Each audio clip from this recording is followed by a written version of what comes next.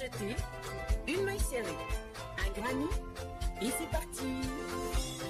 C'est pas compliqué, on va y arriver, avec nos mains. Un micro-chip. Bonjour à tous, j'espère que vous allez bien. On se retrouve aujourd'hui pour une séquence de points.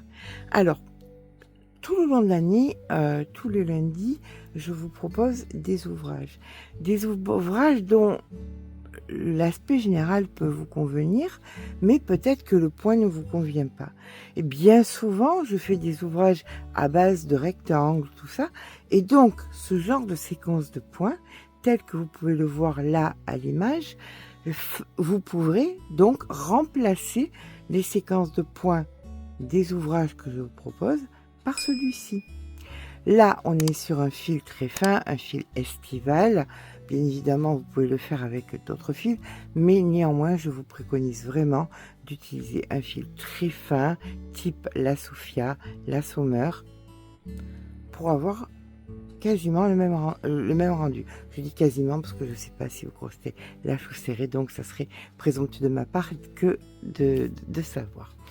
Alors, ce que nous allons faire, c'est une séquence de points. Le résultat, une fois que vous l'aurez en main, vous verrez que vous pouvez aussi en faire plein de choses.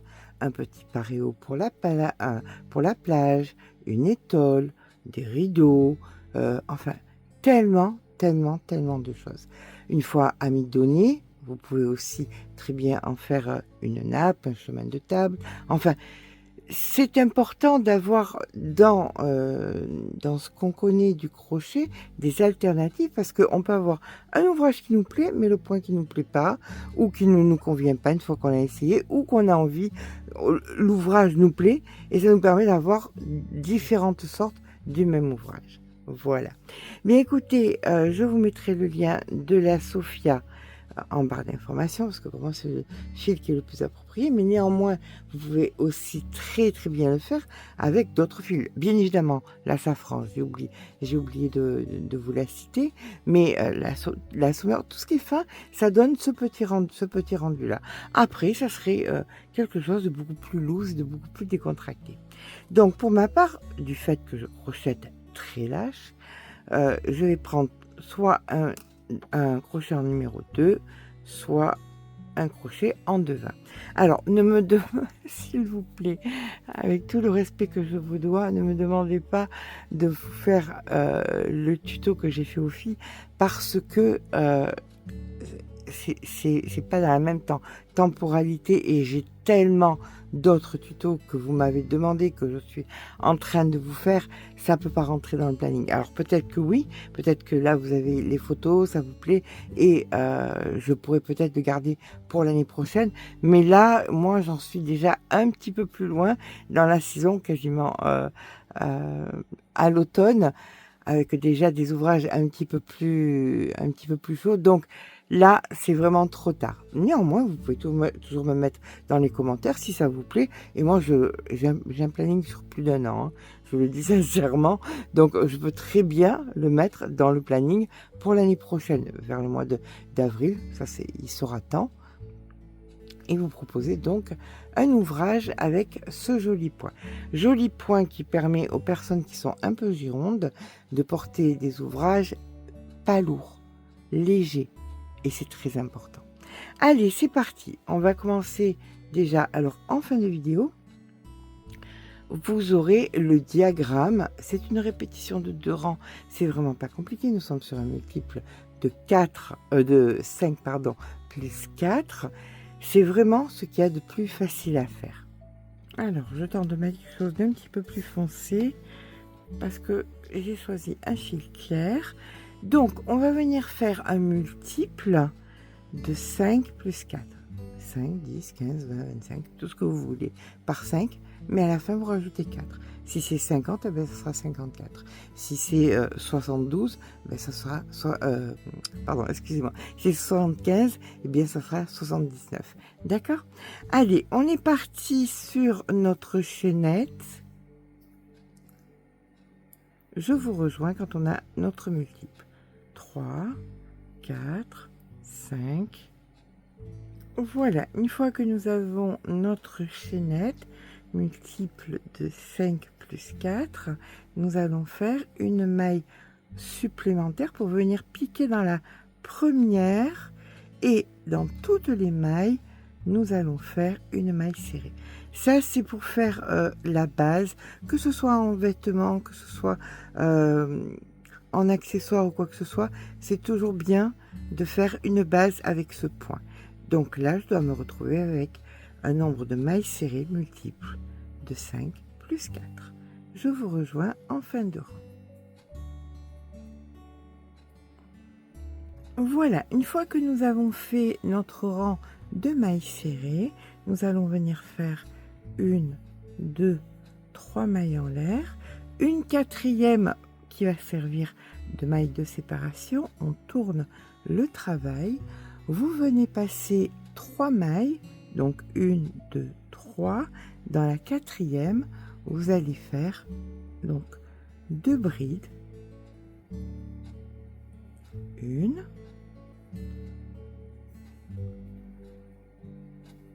2, une maille en l'air et 2 brides. 1 et 2. Une maille en l'air de séparation. On vient repasser encore une fois 4 mailles, 1, 2, 3, 4. Dans la cinquième, on refait pareil. 2 brides, 1, 2,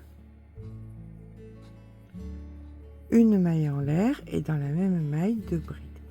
Ça, c'est la séquence que vous allez faire jusqu'à la fin du rang. Donc, chaque fois, nos petits motifs sont séparés d'une maille en l'air. D'accord? On fait ça jusqu'à la fin du rang. À la fin du rang, il nous restera de quoi faire une maille en l'air et une bride dans la dernière maille. Mais nous le ferons ensemble. Voilà, on arrive en fin de rang. On fait notre maille en l'air. Et dans la dernière maille, ici, on vient faire une bride. Alors, on ne considère pas les mailles serrées du départ comme faisant partie des rangs de répétition. Là, vous avez votre premier rang de répétition. Nous allons à présent faire le deuxième. Puis, on refera celui-ci, puis le deuxième, le premier, le deuxième, le premier, le deuxième, etc., etc. On vient faire à présent le deuxième rang de répétition. 1, 2, 3 mailles en l'air. On tourne le travail. On fait 2 mailles supplémentaires. Et dans l'espace ici, vous allez faire une maille serrée. On repart avec 2 mailles en l'air. 1 et 2. Et là maintenant, ça ne va pas être compliqué. Chaque fois que vous avez un petit motif comme ça, vous faites le même. C'est-à-dire, dans le centre, vous faites 2 brides. 1, 2, une maille en l'air et 2 brides. 1 et 2. Par contre, ce qui change par rapport au premier rang, c'est que là maintenant vous allez faire 2 mailles en l'air et en plein milieu ici, vous faites une maille serrée.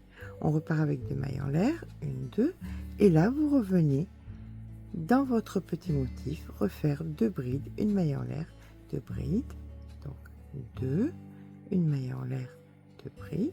Je vous remontre encore une fois la séquence de ce rang.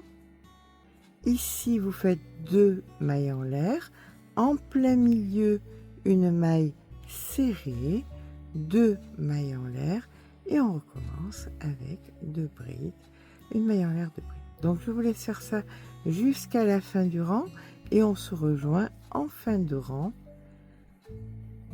pour reprendre le premier rang. Voilà.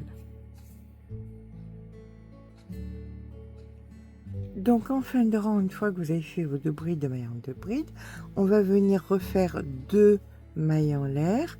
Dans l'espace ici, on fait notre maille serrée, on fait 2 mailles en l'air et dans la troisième ici, on vient faire une bride. Voilà, là vous avez vos 2 rangs de répétition. Maintenant, on va reprendre le premier. Pour le premier, c'est pas compliqué, 3 mailles en l'air, 1, 2, 3, comptant comme une bride, une supplémentaire étant une maille de séparation. On tourne le travail et là vous venez dans chaque espace faire 2 brides, une maille en l'air, 2 brides. Donc 2 brides, une maille en l'air, 2 brides. Vous pouvez alléger le travail si vous voulez plus de transparence en ne mettant pas 2 brides, une maille en l'air, 2 brides, mais en mettant une bride, 2 mailles en l'air et une bride. D'accord? Ça allège un petit peu le travail. Là maintenant, pour séparer, on vient faire notre maille en l'air et dans l'espace suivant, on recommence avec nos 2 brides, 1,